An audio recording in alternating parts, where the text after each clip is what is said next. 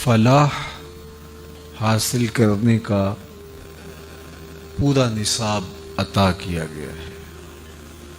قرآن مجید میں جو فلاح کا لفظ ہے جس کا عمومی ترجمہ کامیابی کیا جاتا ہے، اور فلاح دین اور دنیا دونوں جہانوں کی کامیابی کا مجموعہ ہے، تو یہ فلاح کیسے ہم حاصل کر سکتے ہیں؟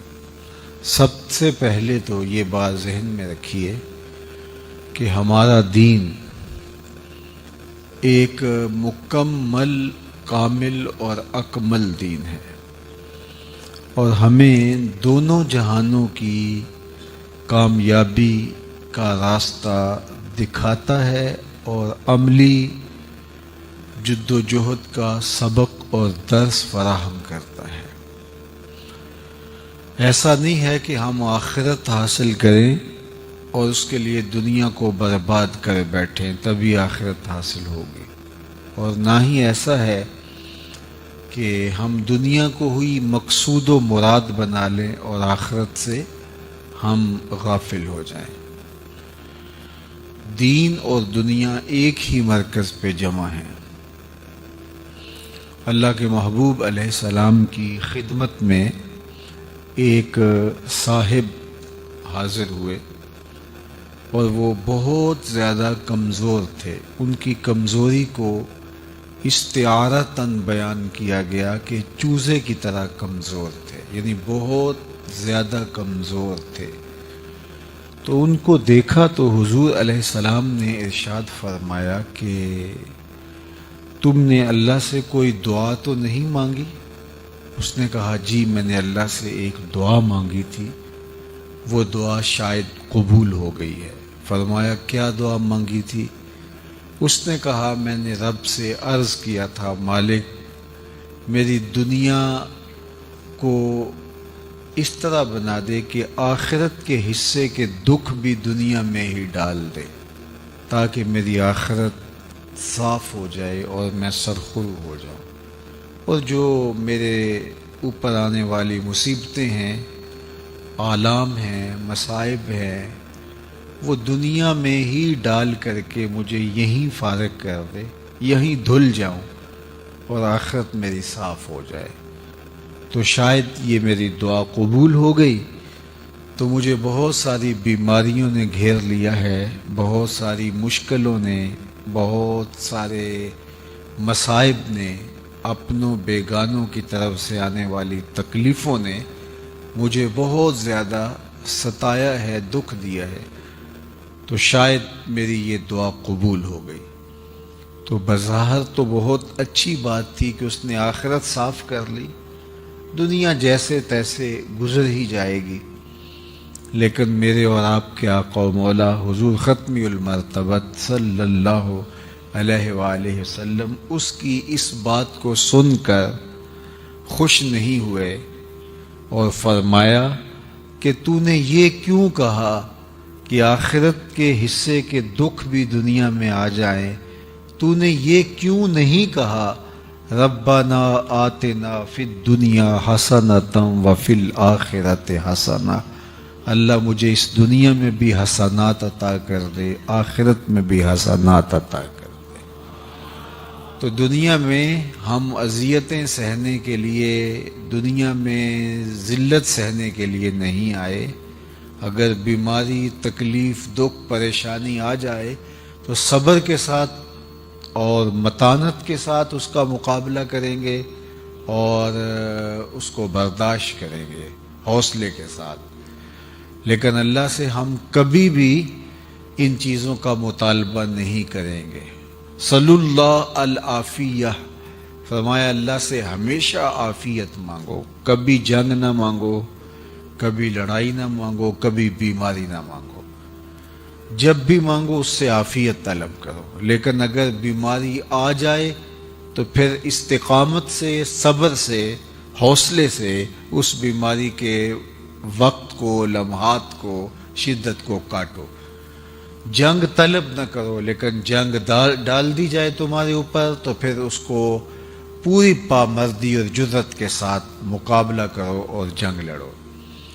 تو ہمیں امن عافیت طلب کرنے کی ترغیب دی گئی ہے، اپنے آپ کو مشکلوں میں خام خواہ ڈالنے سے ہمیں روکا گیا ہے۔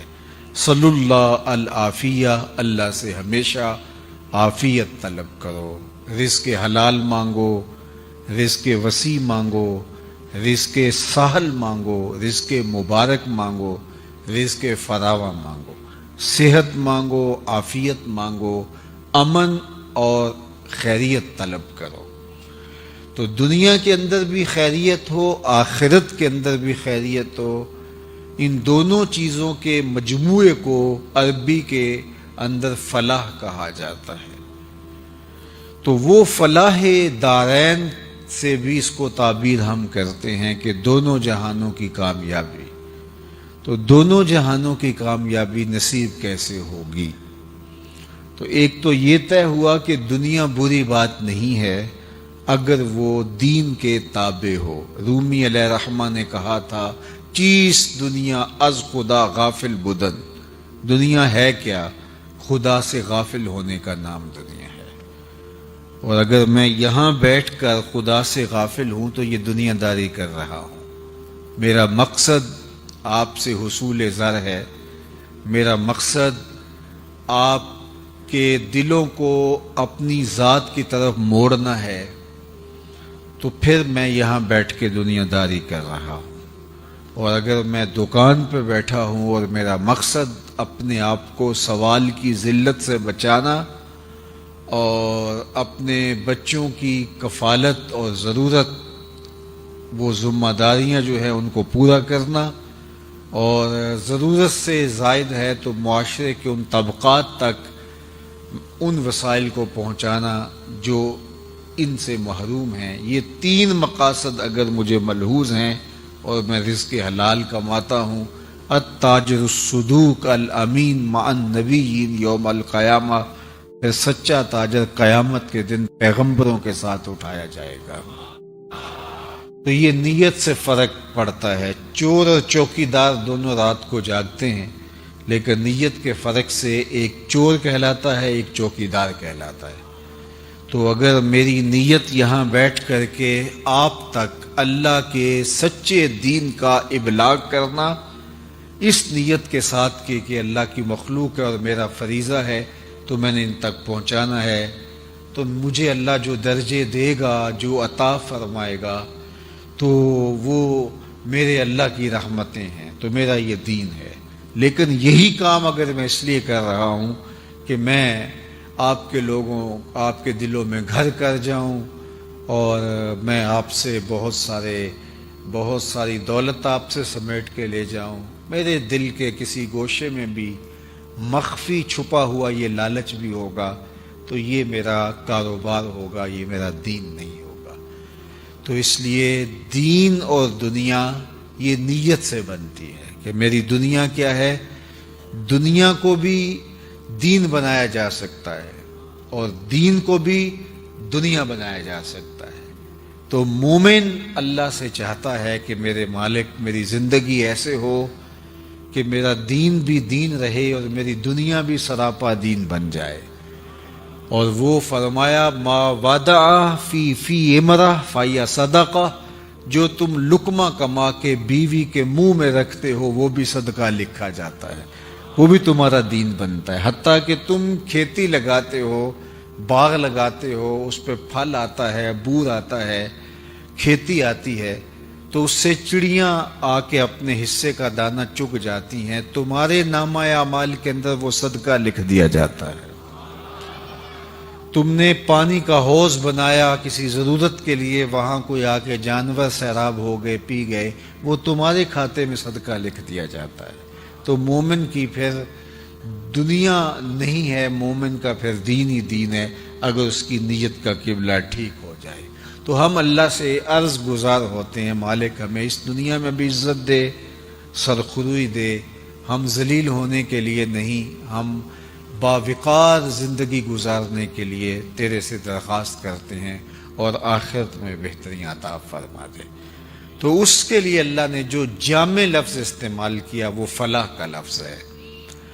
سورہ المومنون کا ابتدائیہ دیکھیے، وہاں بھی پورا ایک نصاب ہے 11 آیات کے اندر، قد افلح المؤمنون، وہاں پورا نصاب دیا گیا ہے۔ اور یہاں بھی اللہ تعالیٰ نے فلاح کا نصاب دیا ہے، لیکن یہاں قدر اختصار کے ساتھ ہے۔ لہٰذا میں آپ کے سامنے اسی مضمون کو آپ کے سامنے رکھوں گا، قد افلح من تزکا، کامیاب وہ ہوا جس نے اپنے من کو ستھرا کر لیا، جس نے باطن کی ستھرائی کر لی، جس نے اندر کی پاکیزگی کا سامان کر لیا۔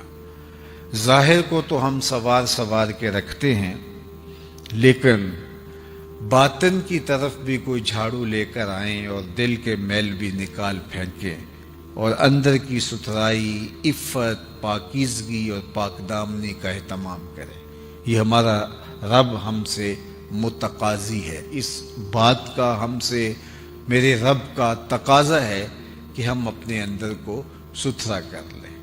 فلاح حقیقت میں اسی کا مقصوم ہے جس کی دنیا اور دین دونوں خوبصورت ہو گئے اور اس نے اپنے باطن کی طرف خاص طور پہ توجہ دی اور اپنا تزکیہ کیا۔ قد افلح من تزکا، کامیاب وہ ہوا جس نے اپنا تزکیہ کیا، جس نے اپنی صفائی کی، جس نے اپنے من کی پاکیزگی کے سامان کیے۔ حضرت عبداللہ بن عمر بن عاص رضی اللہ تعالی عنہ جلیل القدر صحابی ہیں، فرماتے ہیں کہ ہم حضور کی مجلس میں بیٹھے تھے، ہجوم عاشقاں تھا، تو اچانک حضور نے فرمایا کہ صحابہ اگر جنتی دیکھنے کا شوق ہے تو دروازے پہ دیکھو، جو پہلا شخص اب مسجد میں داخل ہوگا وہ جنتی ہوگا۔ تو کہتے ہم نے دروازے کی جانب دیکھا تو ایک بوڑھا بزرگ تشریف لایا، بائیں ہاتھ میں اس نے جوتا پکڑا تھا اور تازہ وضو کے آثار اس کے چہرے پہ حویدہ تھے۔ خیر، مجلس اختتام کو پہنچی، ہم بھی گھروں کو لوٹ گئے اور وہ بھی واپس چلے گئے۔ دوسرا دن آیا، پھر مجلس جمی، پھر آقا نے دوبارہ ارشاد فرمایا کہ اگر کسی نے جنتی دیکھنا ہو تو دروازے پہ نظر رکھے، جو ابھی شخص دروازے سے مسجد میں داخل ہوگا وہ جنتی ہے۔ تو حضرت عبداللہ بن عمر کہتے ہیں میں نے سوچا کل تو وہ بزرگ تھے، دیکھی آج کچھ کون خوش نصیب آتا ہے، لیکن میں نے غور کیا تو وہی والے بزرگ، بائیں ہاتھ میں جوتا پکڑا ہے اور تازہ وضو کے آثار ان کے چہرے پہ حویدہ ہیں۔ تیسرا دن ہوا تو حضور علیہ السلام نے پھر فرمایا اگر جنتی دیکھنے کا شوق ہے تو دروازے پر دیکھو، جو ابھی شخص داخل ہوگا وہ جنتی ہوگا۔ تو ہم نے دیکھا تو تیسرے دن بھی وہی بزرگ اسی حالت میں کہ بائیں ہاتھ میں جوتا اور وضو کے آثار چہرے پہ نمایاں مسجد میں داخل ہوئے۔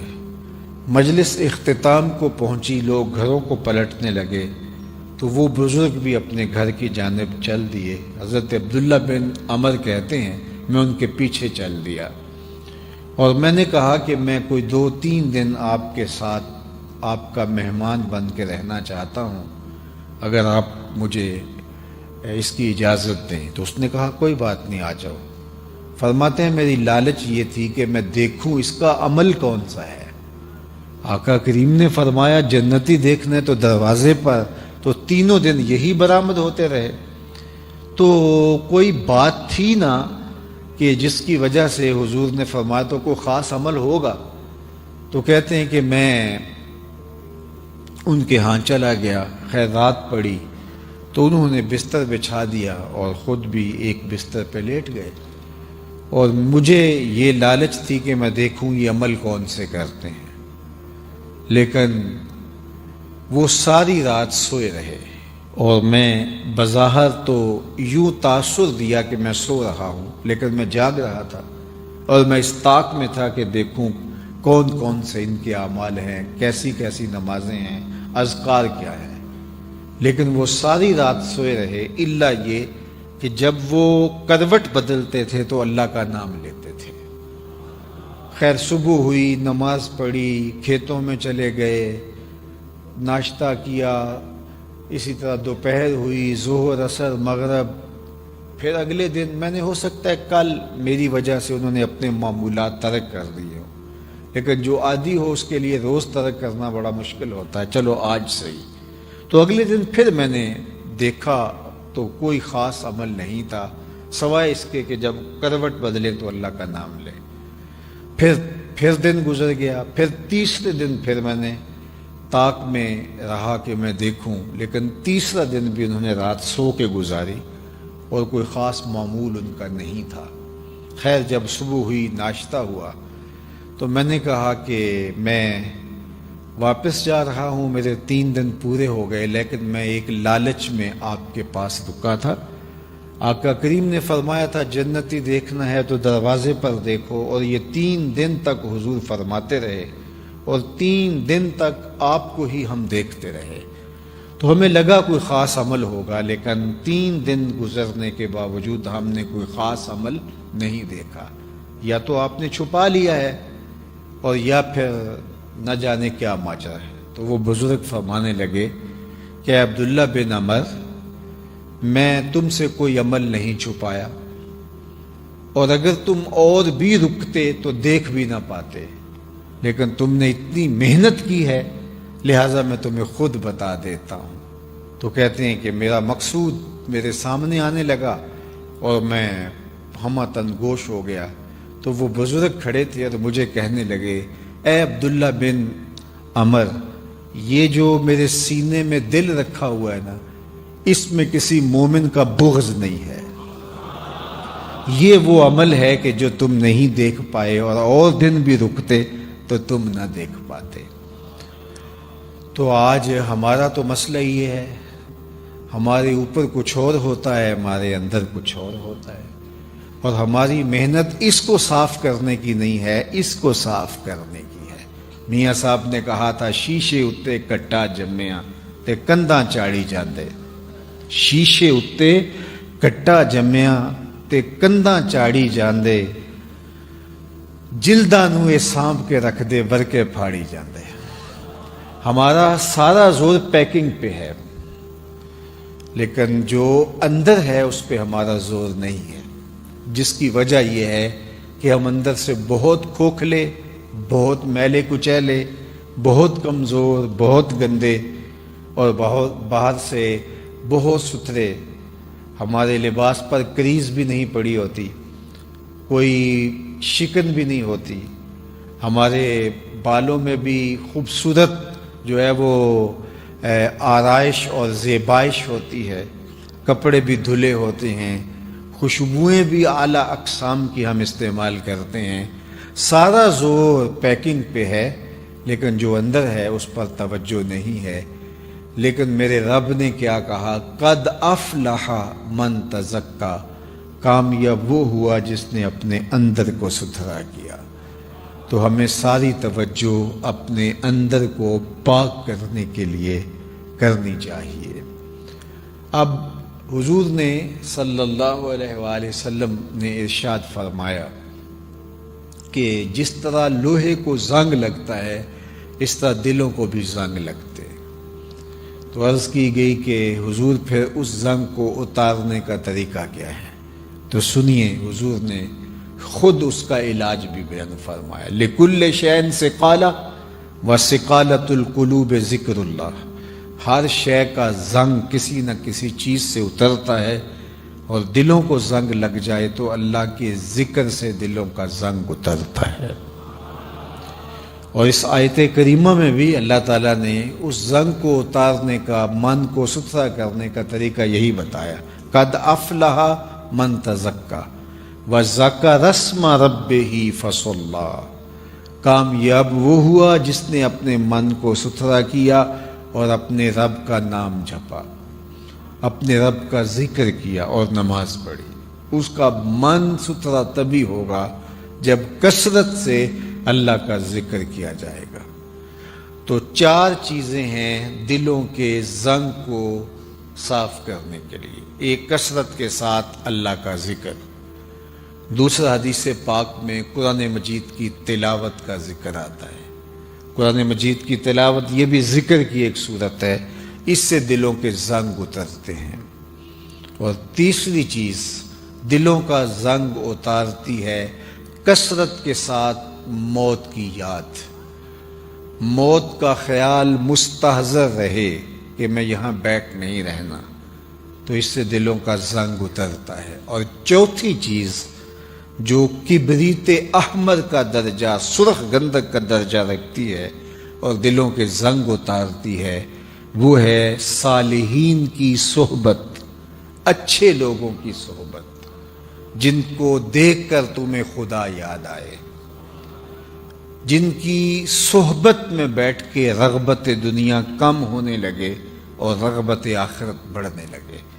ایسے لوگوں کی صحبت حضرت شیخ احمد مجدد الفسانی علیہ رحمہ فرماتے ہیں کبریت احمر سرخ گندک کی طرح ہوتی ہے، اور ایسے لوگوں کی صحبت کو غنیمت جاننا چاہیے اور وہ بھی دلوں کے زنگ اتارتی ہے۔ تو چار چیزیں ضروری ہیں اپنے دلوں کو صاف کرنے کے لیے: کثرت کے ساتھ اللہ کا ذکر کرنا، قرآن مجید کی تلاوت کرنا، صالحین کی صحبت میں بیٹھنا، اور کثرت کے ساتھ موت کو یاد کرنا۔ فرمایا لذتوں کو توڑنے والی کو یاد کیا کرو۔ عرض کی حضور لذتوں کو توڑنے والی کیا ہے؟ قال الموت، فرمایا موت۔ تو موت لذتوں کو توڑتی ہے۔ تو سب سے پہلی چیز جو بیان فرمائی اور قرآن مجید میں تزکیے کے لیے جو نصاب دیا، اس میں وَذَكَرَ اسْمَ رَبِّهِ، اور اپنے رب کے نام کو یاد کیا، اپنے رب کے نام کو جپا، اللہ کا ذکر کیا۔ اب ذکر کا لفظ آپ اور میں سنتے رہتے ہیں، تو ذکر ہے کیا؟ ذکر کسے کہتے ہیں؟ تو اس پر تو ایک تفصیلی گفتگو چاہیے، لیکن میرے خیال کے مطابق ذکر کی سب سے بہترین تشریح حضرت امام ربانی علیہ رحمہ نے کی ہے۔ حقیقت الذکر رفع الغفلہ، آپ فرماتے ہیں ذکر کی حقیقت یہ ہے کہ غفلت کا زائل ہو جانا، یعنی انسان کو ہر وقت یہ خیال مستحضر رہے، ہر وقت انسان اس سوچ میں رہے کہ میرا کوئی خالق ہے اور میں اس کا بندہ ہوں، اور غفلت کا زائل ہو جانا اور استحضار اس کا رہنا، یہ ذکر ہے۔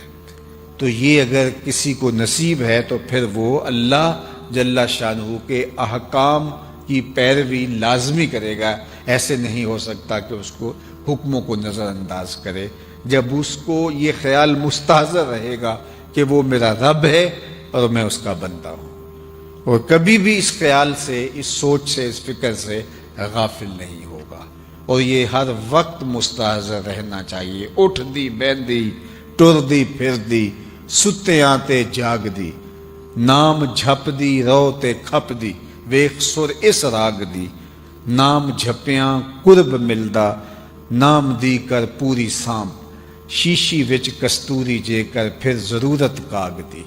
یہ سب کچھ اندر ہی ہے، یہ بدن کے اندر، تمہارے جسم کے اندر سب کچھ رکھا گیا ہے، اس لیے اس کا نام لوگے تو وہ جس طرح کستوری کا مزاج ہوتا ہے کہ اس کو جتنا رگڑتے اتنی خوشبو پھیلتی ہے، تو کثرت سے اس کا نام لوگے تو اللہ کی یادوں کی خوشبو پھیلے گی۔ اندر بوٹی مشک مچایا اتے جاں پھلاں تے آئی ہوں، یہ وہی کیفیت ہے کہ کثرت کے ساتھ اس کا ذکر کیا جائے۔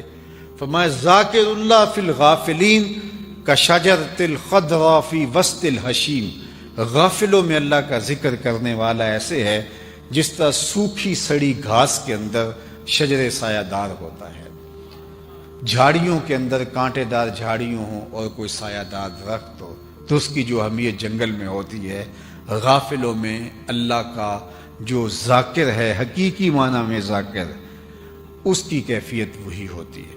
تو اس لیے ہم اگر اپنے باطن کا تزکیہ کرنا چاہتے ہیں، اندر کو صاف کرنا چاہتے ہیں، تو کثرت ذکر کے ساتھ ہم دل کی صفائی کر سکتے ہیں۔ حضرات صوفیہ کہتے ہیں کہ جب کوئی بندہ ایک مرتبہ کہتا ہے اللہ، تو اللہ تعالیٰ اس کی طرف 70 بار نظر رحمت سے دیکھتا ہے، اور جب وہ نظر رحمت سے دیکھتا ہے تو بندے کے کتنے گناہ جل کے راکھ ہو جاتے ہیں۔ تو اس لیے اگر کوئی چاہے کہ میرا دل ستھرا ہو جائے تو وہ کثرت کے ساتھ اپنے رب کا ذکر کرے۔ پھر اس کے بعد فرمایا فصلی اور نماز پڑھے۔ نماز بھی ذکر کی ایک صورت ہے۔ اقم الصلاۃ لذکری، فرمایا کہ میری یاد کے لیے نماز پڑھو۔ یاد اللہ کے حضور حاضری ہے نماز، اور استحضار قلب کے ساتھ نماز انسان کے دل کے زنگ کو اتارتی ہے۔ اس لیے جو شخص اللہ جل شانہ کا ذاکر ہوگا وہ کبھی بھی نماز سے غافل نہیں ہو سکتا، کبھی ممکن ہی نہیں ہے کہ اس سے یہ چھوٹ جائے، اس لیے کہ اس کا حکم میرے اللہ نے دیا ہے۔ سالک کو ابتداءً وہ حظ، وہ لطف، وہ کیفیت نصیب نہیں ہوتی، لیکن اس سے کوئی فرق نہیں پڑتا۔ اللہ کا حکم سمجھ کے جب بندہ ادا کرتا ہے، میرے اور آپ کے آقا و مولا نے ہمیں جو حکم دیا وہ یہ تھا، سلو کما رأیتمونی اصلی، سلو کما رأیتمونی اصلی، جس طرح تم مجھے نماز پڑھتے ہوئے دیکھتے ہو ایسے نماز پڑھو۔ یہ نہیں کہا کہ جس طرح میں نماز پڑھتا ہوں ایسے نماز پڑھو، پھر تو مشکل ہو جاتا کہ کون اس طرح نماز پڑھے جس طرح حضور پڑھتے ہیں صلی اللہ علیہ وآلہ وسلم۔ کہا جس طرح تم مجھے پڑھتا ہوا دیکھتے ہو تم اس کی نقل۔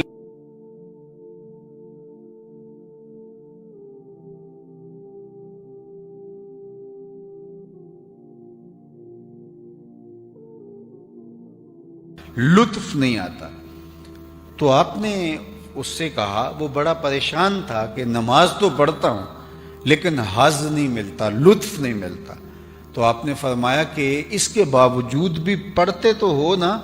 اس نے کہا جی وہ تو اللہ کا حکم ہے اور شریعت کی طرف سے لازم ہے میرے اوپر، وہ تو فریضہ ہے، وہ تو میں پڑھتا ہوں لیکن مزہ نہیں آتا۔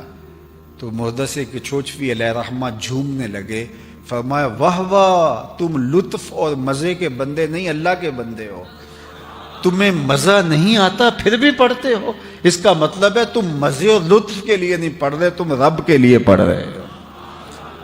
تو اس نے کہا حضور مجھے اس کا مزہ آ گیا، اس کا لطف آ گیا ہے۔ تو بعض کا تو ایسا ہوتا ہے کہ بندہ کہہ رہا ہے کہ یار میں پتہ نہیں میری نماز قبول ہے کہ نہیں، ٹکریں مار رہا ہوں، وہ کیفیت ہی نہیں ہے۔ تو وہ کیفیت نصیب ہو نہ ہو، کنڈا کھڑکاتے رہنا چاہیے، کبھی تو در کھلے گا نا، یہ چھوڑنا نہیں چاہیے، اس کے حضور پیشانی رگڑتے رہنا چاہیے۔ یہ توفیق ہے، اس سے بڑھ کر کیا کہ وہ بندے کو اپنی چوکھٹ پہ بلا لے۔ لیکن ہم نے دیکھا ہے کئی باشعور لوگ، ان سے گفتگو کرو سیاست پر، ان سے گفتگو کرو معاشرت پر، اقتصادیات پہ بات چلے یا جغرافیے پہ گفتگو ہو، انسانی اخلاقیات اور اقدار پہ بات ہو یا کسی موضوع پہ، لگتا ہے کہ یہ اس دور کا افلاطون ہے، لیکن ہم دیکھیں گے کہ نماز کا وقت ہوگا تو چپکے سے کھسک جائے گا۔ تو یہ اتنی سی بات اس کو سمجھ نہیں آتی۔ تو یہ اللہ کی توفیق سے ممکن ہوتا ہے، جس کو وہ چاہتا ہے اس کو اپنی چوکھٹ پہ بلا لیتا ہے۔ اس زمانے میں بڑی گہما گہمی ہوتی تھی اسٹیشن کے اوپر، تو لاہور اسٹیشن کے سامنے ایک مسجد ہے، تو عصر کی نماز کا وقت تنگ ہو رہا تھا اور کلی نے سامان اٹھایا ہوا تھا بڑا پکا نمازی۔ تو جب مسجد کے قریب سے گزرنے لگا، مکلوڈ روڈ پہ کہیں اس نے جا کے سامان دینا تھا، تو جس کا سامان اٹھایا تھا اسے کہا کہ 2 منٹ لگیں گے اگر تم کہو تو میں نماز پڑھ لوں، وقت تنگ ہو رہا ہے۔ اس نے کہا ٹھیک ہے، سامان رکھا۔ اب وہ بابا جی اندر نماز پڑھنے لگے۔ نماز تھوڑا جو ہے وہ بڑے سکون سے پڑھتے تھے، تو 4 رکعتیں بڑے سکون سے پڑھی، اور یہ بار بار وہ جہاں جوتے اتارتے ہیں وہاں سے جا کے اندر جھانکتا ہے کہ بابا جی ابھی آئے نہیں ہیں۔ تو خیر بابا جی نے سلام پھیرا، اور اس کے بعد تسبیحات فاطمہ پڑھنے کا بھی ان کا ذوق تھا، تو وہ جلدی جلدی پڑھنے لگ گئے۔ اس کے صبر کا پیمانہ چھلک گیا، کافی دیر سے انتظار کر رہا تھا۔ تو اب یہ تھوڑا سا اندر کی طرف جھانک کر کے کہتا ہے بابا آ بھی جاتے نو کیڑی شے باہر نہیں آن دیندی. تو بابے نے پیچھے پلٹ کے دیکھا تو وہی صاحب تھے. کہا پتر جڑی شے تینوں اندر نہیں آن دیندے. تو یہ اس کی توفیق ہو تو سجدے کی توفیق ملتی ہے، ورنہ ہم نے دیکھا ہے جنازوں کے موقع پر مسجد کے قریب سے جنازہ اٹھ رہا ہوتا ہے اور ظہر کے فوراً بعد جنازہ ہے اور وہاں سے قبرستان لے جانا ہوتا ہے اور کچھ لوگوں نے وضو بھی رکھا ہوا ہوتا ہے، لیکن اس کے باوجود بھی اندر باہر ٹہل رہے ہوتے ہیں، اندر نماز کی فرض عین پڑھنے کی توفیق نہیں ہوتی اور فرض کفایہ پڑھنے آئے ہیں. تو اس کا مطلب کیا ہے؟ اللہ توفیق ہی نہیں دیتا. میرے والد گرامی سے کسی نے کہا حضور میں نماز پڑھنا چاہتا ہوں، صبح جاگ نہیں آتی. فرمانے لگے ارادہ پکا ہو تو نیند نہیں آتی، تم کہتے ہو جاگ نہیں آتی. صبح سبزی منڈی جانا ہو تو جاگ آ جاتی ہے. فرمایا کرتے تھے کچہریوں میں تاریخ ہو تو جاگ آ جاتی ہے، نماز کے لیے جاگ نہیں آتی. تو یہ ہمارے اندر کی کمزوریاں ہیں، ورنہ ایسا ہو نہیں سکتا کہ مالک کے حضور سجدہ ریزی سے انسان رک پائے. تو قد افلح من تزکا وذکر اسم ربہ فصلی بل تؤثرون الحیات الدنیا. تیسری بات اللہ جل شانہ نے ارشاد فرمائی جو انسانی عمومی رویہ اور انسانی نفسیات ہیں اس کو بیان فرمایا کہ بل تؤثرون الحیات الدنیا والآخرۃ خیر وابقی. تم عموماً جو رویہ ہے تمہارا، تم جیتی دنیا نقد دنیا کے پیچھے ہی دوڑتے ہو اور اس کو ہی ترجیح دیتے ہو. یعنی تمہارا ظاہری رویہ یہ ہے چونکہ دنیا نقد کا سودا ہے اور آخرت ادھار ہے. شیطان کہتا ہے اب چوری کر اب مال ملے گا، اب بدکاری کر اب لطف آئے گا. اللہ نے وعدے ہمیں آخرت کے لیے بہت ساری چیزوں کے وعدے آخرت میں دیے. غور و فکر کرنے والوں کے لیے کافی ہے، دنیا میں بھی اللہ تعالیٰ جل شانہ کی کرم نوازیوں کا می برستا ہے. لیکن خیر بہت سارے امور ہیں کہ اللہ تعالیٰ نے اس کا سودا ادھار پہ رکھا ہوا ہے اور دنیا کے اوپر شیطان کہتا ہے یہ نقد سودا ہے. تو انسان اس جیتی دنیا کے نقد سودے کی طرف بھاگ پڑتا ہے، یہ اس کی نفسیاتی کمزوری ہے. تو فرمایا بل تؤثرون الحیات الدنیا، تم دنیا جیتی دنیا کو ترجیح دیتے ہو، والآخرۃ خیر وابقی، حالانکہ آخرت بہتر بھی ہے اور دائمی بھی. اب دو چیزیں یہاں بیان فرمائیں اور میری گفتگو ان دو چیزوں کو بیان کرنے کے بعد اپنے اختتام کی طرف بڑھ جائے گی. تو اس پر میں آپ کی توجہ چاہوں گا. فرمایا کہ تم جیتی دنیا کے پیچھے بھاگتے ہو، سویر سے لے کر شام تک، شام سے لے کر سویر تک. اپنی زندگی کی تگ و تاز دیکھ لو، کس طرح انسان سویر سے لے کر شام تک بھاگتا ہے، کتنی محنت کرتا ہے. کہتا تو یہ ہے کہ میں 2 وقت کی روٹی کے لیے بھاگ رہا ہوں. تو 2 وقت کی روٹی کے لیے اتنا تردد نہیں کرنا پڑتا، اور بہت سارے تقاضے ہیں ہمارے نفس کے جن کو پورا کرنے کے لیے ہم نے اپنے آپ کو جو ہے وہ کولو کے بیل کی طرح جوت دیا ہے، حالات کے جو ہے وہ رحم و کرم پہ چھوڑ دیا ہے. اور جو آخرت ہے وہ کیا ہے؟ فرمایا والآخرۃ خیر وابقی. 2 لفظ بیان کیے، خیر اور ابقی. آخرت دنیا سے بہتر بھی ہے اور نہ ختم ہونے والے بھی ہے.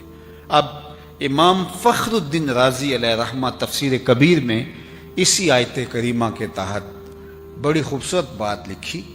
آپ فرماتے ہیں دنیا کے ہیرے بھی ہوں اور آخرت کی ٹھیکریاں بھی ہوں تو وہ زیادہ قیمتی ہے. کیوں؟ اس لیے کہ وہ دائمی ہے، کیونکہ یہ یہاں رہ جانے والی. ایک شخص کی جیب میں 1 کروڑ روپیہ ڈال دیا جائے لیکن وہ اس کا نہ ہو، اور ایک شخص کی جیب کے اندر جو ہے وہ چند روپے ہوں لیکن اس کے ہوں، تو اس کا تو پھر وہی ہوا، اس کے لیے تو قیمتی وہی ہوا ہے جو اس کا ہے.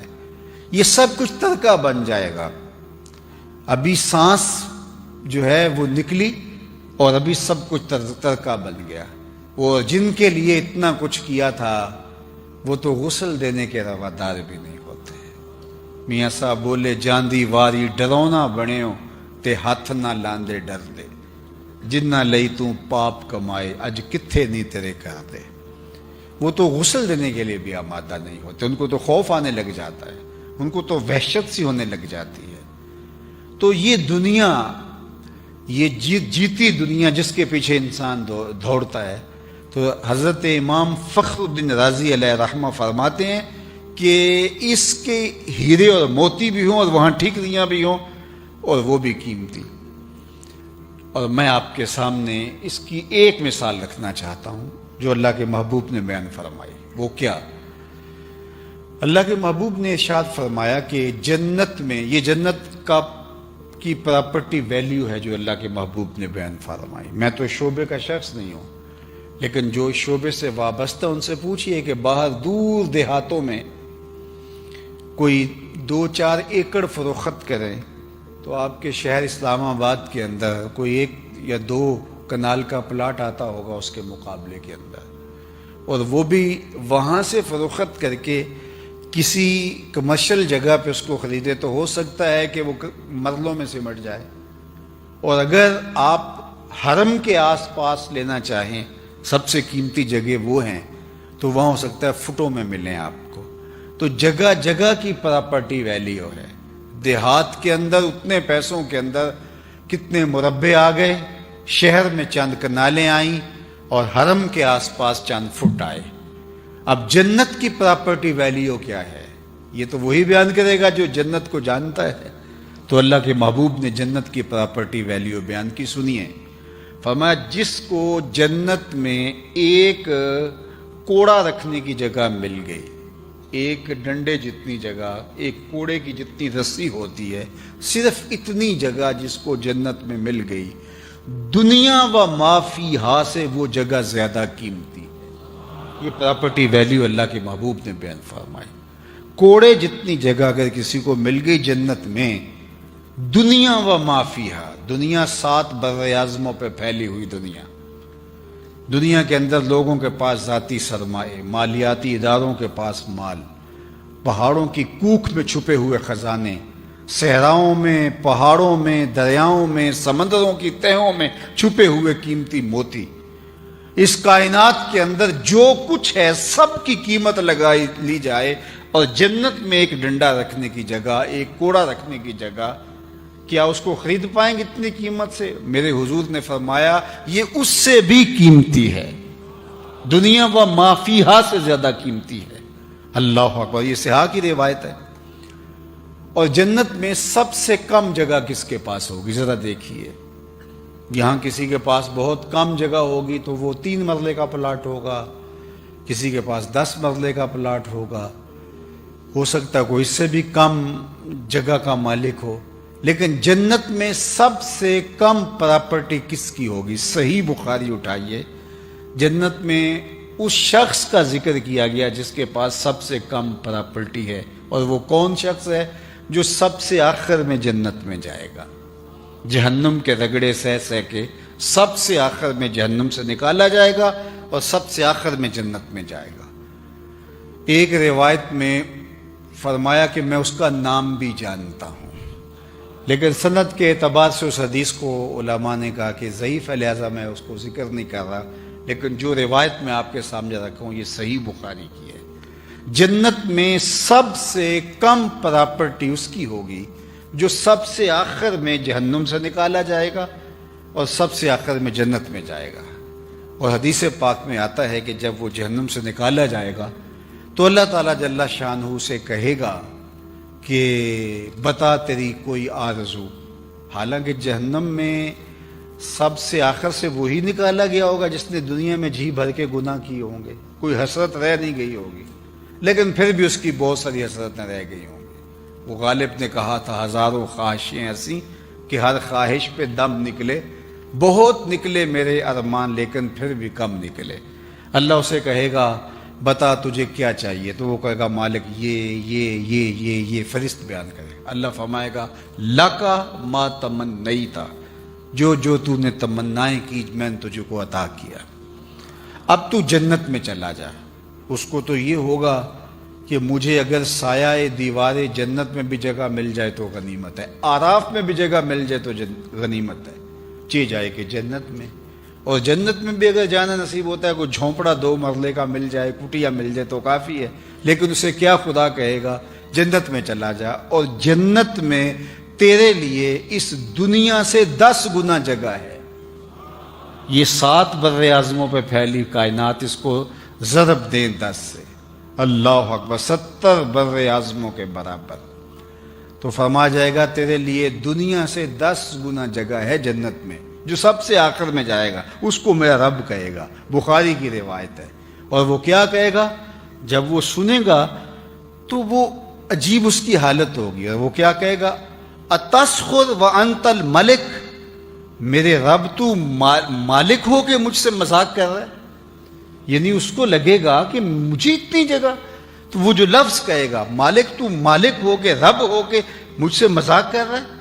فَضَحِكَ النَّبِيُّ حَتَّى بَدَتْ أَنْيَابُهُ، جب میرے حضور یہ بات بیان فرما رہے تھے، حضور علیہ السلام خود بھی مسکرانے لگے، اور اتنے مسکرائے کہ صحابہ کو حضور کی داڑھیں نظر آنے لگی، کہ وہ کہے گا مالک جو دیوار رکھتے رکھتے ہمسائے کے 2 انچ دبانے کی وجہ سے جہنم میں گیا ہوگا، تو اب اس کو جب یہ کہا جائے گا جنت میں دنیا سے 10 گنا جگہ ہے تیرے لیے، تو اس کو حیرت کا جھٹکا تو لگے گا، وہ کہے گا تسخر وانت الملک، میرے رب تو رب ہو کے مجھ سے مذاق کر رہا ہے۔ حضور اس بات کو بیان کرتے کرتے مسکرائے کہ حضور کی داڑھیں صحابہ کو نظر آنے لگی۔ آقا کریم فرماتے ہیں کہ اللہ فرمائے گا نہیں، یہ واقعتاً تیرے لیے ہے، اور اس کو واقعتاً دیا جائے گا۔ یہ سب سے آخر میں سب سے کم پراپرٹی والے کی جائیداد اور جاگیر ہے جنت میں، جو سب سے آخر میں جائے گا، دنیا سے 10 گنا زیادہ۔ تو بابا فرید گنج شکر کی جاگیروں کا عالم کیا ہوگا؟ حضرت شیخ عبد القادر الجیلانی کی جاگیروں کا عالم کیا ہوگا؟ پھر اصحاب پیغمبر صلی اللہ علیہ وآلہ وسلم کی جاگیروں کا عالم کیا ہوگا؟ اطرت رسول کی جاگیروں کا عالم کیا ہوگا؟ یہ تو اس کی جاگیر ہے جو سب سے آخر میں جنت میں جا رہا ہے۔ اللہ اکبر۔ والآخرۃ خیر، آخرت بہتر ہے۔ تم کس دنیا کے پیچھے لگے ہوئے اور آخرت برباد کر رہے، جس میں سب سے آخری جانے والے، ہمارے پنجابی میں کہتے ہیں جو پھاڈا ہے، جو سب سے آخر میں جا رہا ہے، اس کی جائیداد 70 بر اعظموں کے برابر ہوگی۔ صرف اس کی جو جائیداد زمین ہے وہ 70 بر اعظموں کے برابر ہوگی، اور جو پہلے جانے والے ہوں گے، جو نیکوکار صالحین، اولیاء، کاملین، واصلین، ان کا کیا مرتبہ اور مقام ہوگا؟ اللہ اکبر۔ تو فرمایا والآخرۃ خیر، آگے ابقا، اب دائمی بھی ہے۔ اب اس کی مثال قرآن سے لے لیتے ہیں، کتنی دائمی ہے یہ سیمٹ کے 45 تک آ رہی ہے، چلو 50 سال لگا لیں، 60 سال ہی لگا لیں، اور وہ بھی 60 سال اگر زندگی اگر آپ لگاتے ہیں تو اس میں تیسرا حصہ تو روز سوتے ہیں، 24 گھنٹوں میں 8 گھنٹے اگر سو کے گزارے تو باقی جو ہے وہ 2 حصے بچی، تو 60 سال زندگی سی تو 20 سال تو نکل گئی۔ جو سو کے گزاری وہ تو زندگی ہماری تو نہیں ہوئی، وہ تو نیند کے کھاتے میں گئی، باقی 40 سال بچی۔ اس میں 7-8 سال بچپن کی مدہوشیاں ہیں، کچھ بڑھاپے کے دھکے ہیں، کچھ بیماری ہیں۔ روزانہ واش روم میں 1 گھنٹہ بھی مختلف اوقات کا جمع کریں تو 2 سال تو یہ بھی نکل جاتے ہیں، 2-3 سال تو یہ بھی نکل جاتے ہیں۔ آپ بتائیے کہ زندگی کتنی رہے گی ہمارے پاس جس پہ ہمیں غرہ ہے، ناز ہے؟ میرے ایک دوست نے مجھے سارا حساب نکال کے کہا 17 سال بچتے ہیں، ٹوٹل زندگی جو بچتی ہے 17 سال بچتے ہیں۔ میں کہتا ہوں 60 ہی لگا لیں، اس میں بھی ٹینشن، پریشانیاں، دکھ، اپنوں بیگانوں کی پچائی ہوئی تکلیفیں، کیا کچھ ہے، اذیتیں، لیکن چلو 60 سال ہی لگائے۔ یہ ٹوٹل زندگی ہے جس پہ ہمیں ناز ہے۔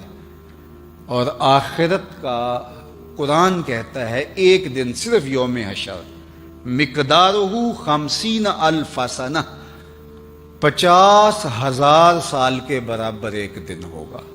50 سال کا نہیں، 100 سال کا نہیں، 50,000 سال کا ایک دن، اور یہ ساری زندگی 50 سال کی 60 سال کی۔ ذرا اس زندگی کے مقابلے میں زندگی کو رکھیں، اس کے پلے رہتا کیا ہے؟ اور پھر یہاں تو 100 سال بھی جئیں تو آخر موت ہے، وہاں پھر جنتیوں کو جنت میں جا کے حدیث پاک میں آتا ہے ایک ہی خدشہ ہوگا کہیں موت نہ آ جائے، اور جہنمیوں کو ایک ہی موہوم سی امید ہوگی، کہیں موت آئے، قصہ تمام ہو، بات ختم ہو، کہانی سمٹ جائے اور جان چھوٹ جائے۔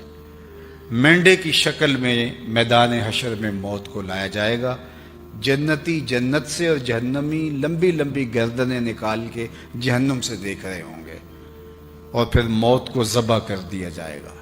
حدیث پاک میں آتا ہے اگر موت کو موت نہ آئی ہوتی تو جنتی خوشی سے مر جاتے، انہیں اتنی خوشی ہوگی، اور موت کو موت نہ آئی ہوتی تو جہنمی صدمے سے مر جاتے، ان کو اتنا دکھ ہوگا، پھر نہ ختم ہونے والی زندگی۔ اب تو گھبرا کے یہ کہتے ہیں کہ مر جائیں گے، مر کے بھی چین نہ پایا تو کدھر جائیں گے۔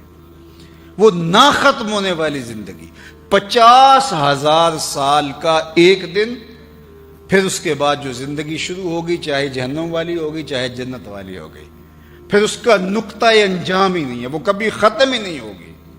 اللہ اکبر۔ عبدالآباد جنتیوں کا جو کھٹکا تھا وہ بھی ختم ہو گیا، ان کی موہوم امید بھی جہنمیوں کی ختم ہو گئی۔ بلکہ ایک حدیث میں آتا ہے کہ اللہ تعالیٰ فرمائے گا جنتیوں سے، تب پھر خطاب کر کے کہے گا اردیتم، کیا راضی ہو؟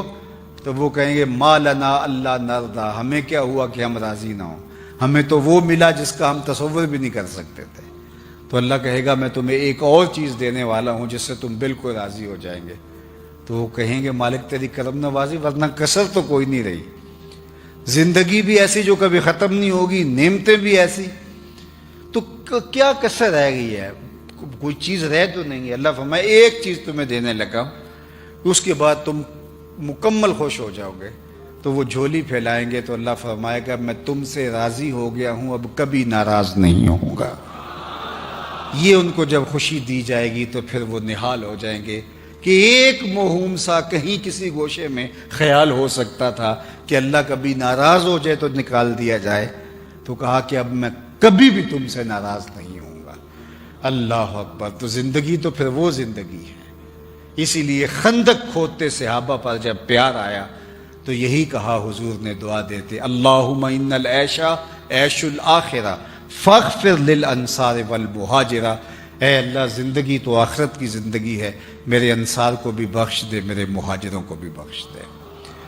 تو صاحبو یہ زندگی بھی اچھی خوبصورت باوقار گزارو، اللہ آپ کو عزتیں بھی دے، اولاد سے بھی نوازے، آپ کو فراواں دولت بھی عطا کرے، آپ کو آسودگی بھی دے، ذہنی آسائش اور راحت اور بہاریں بھی عطا کرے، آپ کے دوستوں کا حلقہ بھی وسیع ہو، آپ کے رشتہ دار آپ سے پیار کرنے والے ہو، بھائیوں میں منافرت نہ ہو بلکہ باہمی محبت ہو، خاندان جڑا ہوا ہو، ایک دوسرے کے لیے تمہارے دل میں کشادگی ہو، اللہ تمہیں ہر خیر اور ہر برکت عطا فرمائے۔ لیکن دوسری بات کہ ہماری آخرت اچھی ہو، اور آخرت اچھی کرنے کے لیے اس دنیا کی زندگی کو اچھا بنانا پڑے گا۔ جنت تب بنے گی اگر اس دنیا کو لوگوں کے لیے جنت بنائیں گے۔ جہاں گناہ ہو رہا ہو، بدکاری ہو رہی ہو، برائی ہو رہی ہو، غیبت کا بازار گرم ہو، تم جا کے بیٹھے تو لوگ تم سے مسائل پوچھنے لگے، کوئی اچھی بات شروع ہو گئی، تم تالا بن گئے شر کا اور خیر کی چابی بن گئے، جہاں تم گئے وہاں خیر پھوٹنے لگی، وہاں اچھائیاں پھوٹنے لگی۔ تو اپنے وجود کو نافع بنائیں اللہ کی مخلوق کے لیے، اللہ کی مخلوق کے لیے اپنے آپ کو نرم کریں، اپنے آپ کو گداز کریں۔ لوگوں کے لیے تمہارا وجود اللہ کی رحمت کا ایک مجسم پیکر ہو، تمہاری وجہ سے خیر پھوٹے، تمہاری وجہ سے اچھائی پھوٹے، اور اپنی زندگی کو اللہ اور اس کے رسول کے بتائے ہوئے اسلوب کے مطابق ڈھال دو۔ اپنے آپ کو اتنا مؤثر اور فعال بنا لو کہ تمہارے وجود سے پھوٹتی ہوئی برکتیں معاشرے کے اندر امن لائیں، سکون لائیں، طمانینت لائیں، اور خیر کے اجاگر کرنے کا آپ کا وجود ذریعہ ہو۔ تو فرمایا قد افلح من تزکا وذکر اسم ربہ فصلی بل تؤثرون الحیاۃ الدنیا والآخرۃ خیر وابقی۔ اور پھر آخر میں کیا فرمایا، والآخرۃ خیر وابقی ان ھذا لفی الصحف الاولی۔ یہ جو ہم نے کہانی بیان کی ہے یہ صرف قرآن میں نہیں، قرآن سے پہلی کتابوں میں بھی، پہلے صحیفوں میں بیان کی گئی ہے۔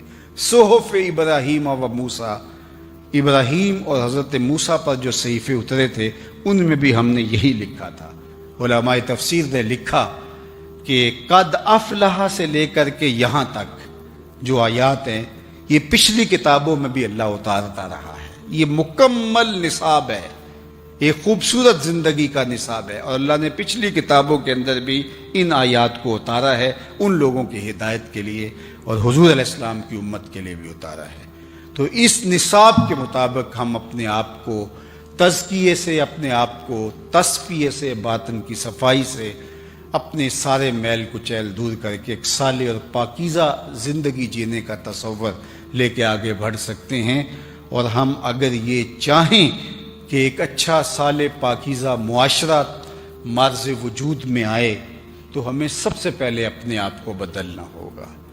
25 کروڑ لوگوں کی یہ آبادی ہے، اور پھر آپ کا شہر 1 کروڑ لوگوں پر مشتمل ہوگا مضافات ڈال کر کے، اور میرے سامنے اس میں سے چند ہزار لوگ بیٹھے ہیں، تو ظاہر ہے میری آواز سب لوگوں تک تو نہیں پہنچ پائی، صرف اتنے لوگوں تک۔ لیکن میں کہتا ہوں یہ صرف اتنے لوگ جتنے یہاں میرے سامنے بیٹھے ہیں یا باہر جو ہے وہ جن تک میری آواز پہنچ رہی ہے، صرف اتنے لوگ ارادہ کر لیں کہ کل سے ہم کسی کا دل نہیں دکھا، جو ہم نے سنا وہ زندگی گزاریں گے۔ صرف اتنے لوگ پکا عزم کر کے یہاں سے اٹھیں، آپ کا شہر آدھا کل سے ہی بدلا بدلا محسوس ہوگا۔